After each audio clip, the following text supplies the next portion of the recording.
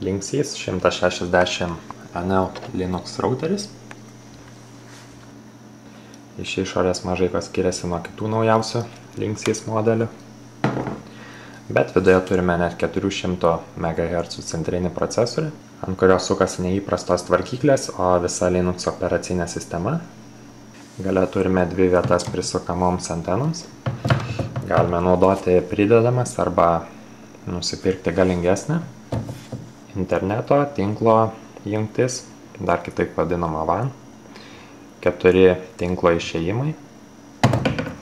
USB jungtis, kurioje šiuo metu buvo įdėjęs microSD kortelę. Ir galiausiai turime maitinimo lizdą. Priekyje turime tinklo indikatorius, taip pat power, interneto ir bevėlio tinklo. Suvedę adreso naršyklėje turime interneto nustatymus, bevėlio tinklo. Galite pastebėti dar kelias žemesnės po kategorijas, apsaugos,